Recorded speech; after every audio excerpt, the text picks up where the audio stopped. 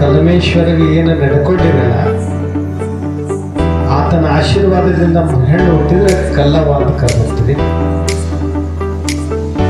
ಆತನ ಆಶೀರ್ವಾದದಿಂದ ಗಂಡು ಹುಟ್ಟಿದ್ರೆ ಕಲ್ಮೇಶ ಅಂತ ಕರೀತೀವಿ.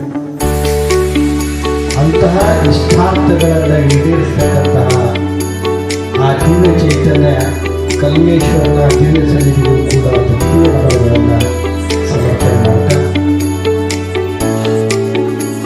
ಈ ಒಂದು 3ನೇ ದಿವಸದ ಧರ್ಮ ಜಾಗೃತಿಯ ಅಭಿಯಾನ ಕಾರ್ಯಕ್ರಮದ ನೇತೃತ್ವವನ್ನು ವಹಿಸಿ ತಮ್ಮೆಲ್ಲರಿಗೂ ಕೂಡ ಧರ್ಮದ ಚಿಂತನೆಯನ್ನು ಮಾಡ್ತಾ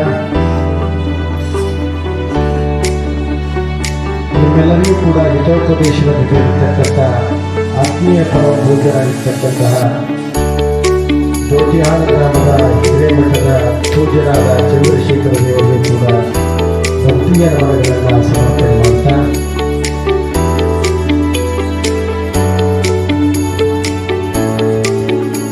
ಈ ಕಾರ್ಯಕ್ರಮದಲ್ಲಿ ಸಂಗೀತ ಸೇವೆಯನ್ನು ಸಲ್ಲಿಸ್ತಕ್ಕಂಥ ನಮ್ಮ ಸುರೇಶ್ ಕುಮಾರ್ ಅವರೇ,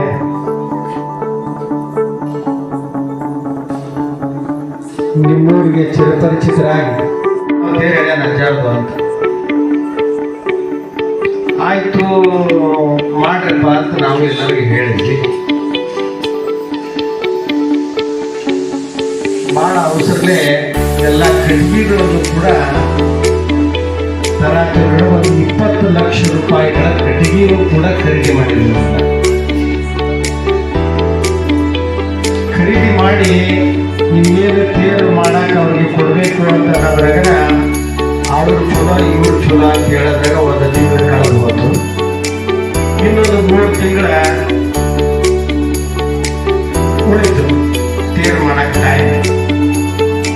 ಆ 3 ತಿಂಗಳೊಳಗೆ ಒಬ್ಬ ವ್ಯಕ್ತಿ ಕರೆದು ನಿನಗೆ ಕೊಡ್ತೀವಿ ಅಂದಾಗ ಆಯ್ತ್ರಿ ಜರ ಈ ವರ್ಷನ ಮಾಡ್ಬೇಕಂದ್ರೆ ನಾನು ಇವ್ರನ್ನ ಕರ್ಕೊಂಡು ತಾಬುಡು ಮಾಡಿ ಒಟ್ಟು ನಿಮಗೆ ತೇರು ಕೊಡ್ತೀನ್ರಿ ಅಂದವ. ಆದ್ರೆ